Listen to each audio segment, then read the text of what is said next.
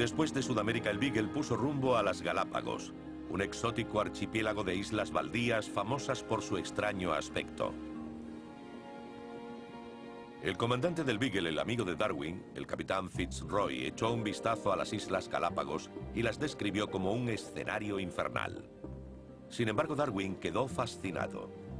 Ahí había criaturas que no se encontraban en ningún otro lugar. Aislado a casi 1000 kilómetros de la costa de Sudamérica, el archipiélago de las Galápagos era el hogar de un amplio número de especies únicas. Era un laboratorio en el que la naturaleza no era molestada.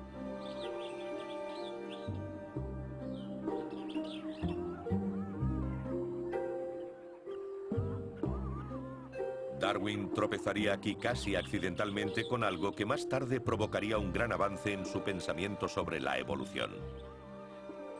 Ese algo fue la formación del archipiélago. El aislamiento de sus islas, separadas unas de otras por unos 50 o 60 kilómetros, sería la pista. Darwin hizo una extensa recolecta en 4 de las 13 Islas Galápagos. Verificó la supervivencia de una iguana en el agua y en tierra, lanzándola repetidamente al mar y observando cuántas veces reaparecía. Pero los pájaros, los pequeños y discretos pinzones, dejarían la huella más honda en el pensamiento de Darwin. Actualmente se conocen como pinzones de Darwin. Parecía que cada isla producía una especie diferente. El tamaño y la forma de los picos parecía variar según la isla en que se encontraran. Los prismáticos. El instrumento más importante del equipo. Durante los últimos 35 años, Peter y Rosemary Grant han contado, medido e identificado anualmente cada pinzón de las Islas Daphne. Están documentando la evolución día a día. Cuando Darwin estuvo aquí, él, el capitán Fitzroy y 2 ayudantes recogieron un gran número de ejemplares de pinzones. Y Darwin los describe sin tener una idea muy clara de cuántas especies había.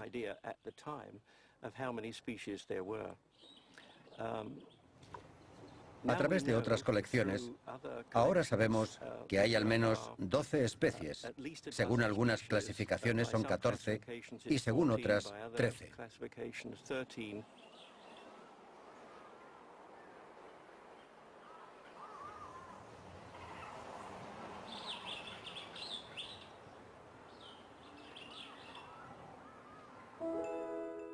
Al volver a Inglaterra unos años más tarde, con diferentes variantes de estos pinzones, Darwin empezaría a plantearse que si cada isla estaba produciendo una clara subespecie adaptada a las condiciones locales, ¿qué proceso permitía que se llevaran a cabo tales adaptaciones?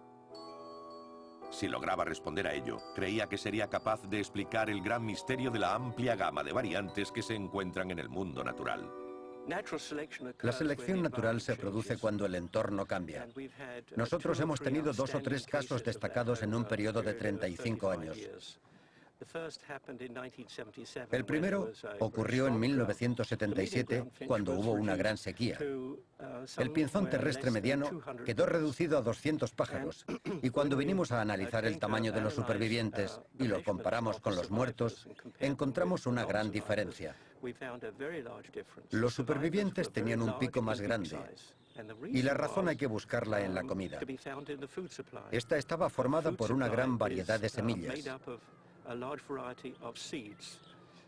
Los pinzones se comieron las semillas pequeñas y en unos 6 meses solo quedaron las más grandes y más duras.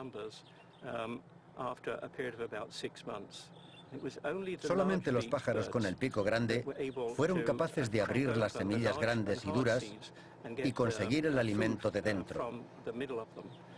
Los pájaros con el pico pequeño no pudieron abrirlas y murieron de inanición.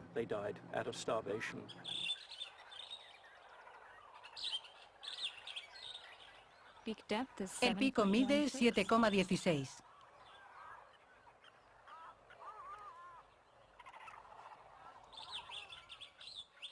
El número identificativo es SH047. Las mediciones de los picos de los pinzones en las Islas Daphne han mostrado oscilaciones en los últimos 33 años. Ahora los tienen significativamente más pequeños que cuando los Grant empezaron en 1973. Los diferentes tamaños han evolucionado respondiendo a los cambios del entorno. Las hembras seleccionan a sus compañeros por el tamaño del pico y por el canto. El intercambio sexual produce ejemplares que ayudan a la especie a asumir condiciones variables. Si el clima cambia, las especies pueden responder rápidamente, generando nuevas variantes. Los que no pueden responder, mueren. Darwin lo vería como el proceso mediante el cual trabaja la selección natural.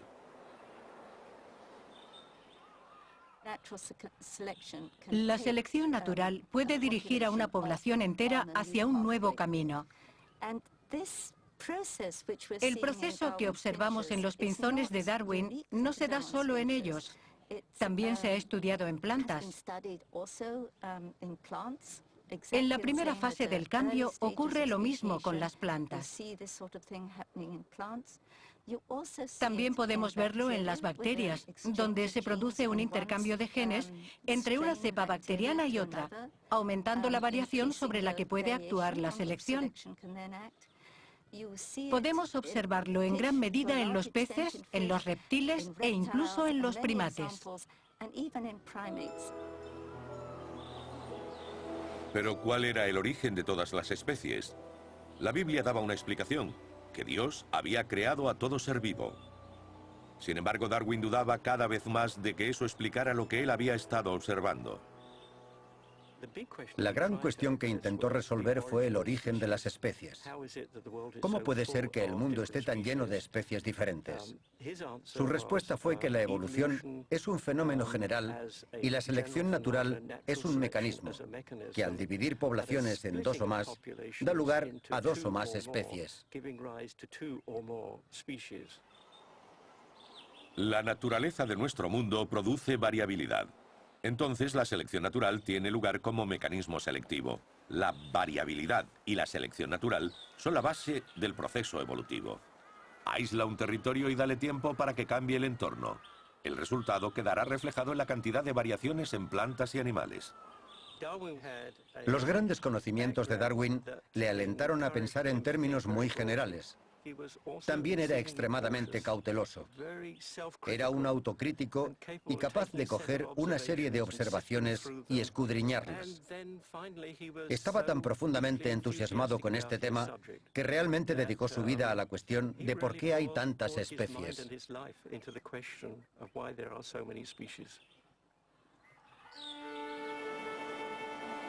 El 20 de octubre de 1835, el Beagle abandonó las Islas Galápagos y puso rumbo hacia Australia. Los vientos alisios del Pacífico tropical le hacían avanzar 150 millas al día. En cubierta yacían aletargadas 18 tortugas. Las habían subido a bordo en las Galápagos, aunque no para la investigación, sino para garantizar el suministro de comida en las próximas semanas.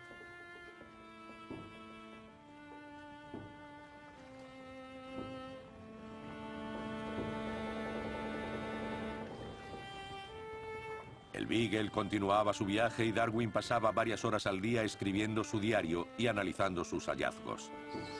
Ahora tenía algunas de las bases para su revolucionaria teoría y seguía recolectando.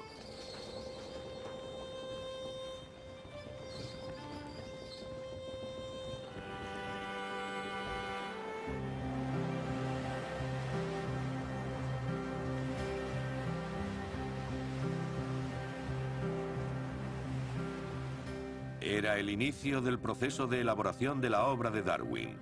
El viaje seguiría adelante durante casi 3 años más y aún tardaría décadas en publicar su teoría.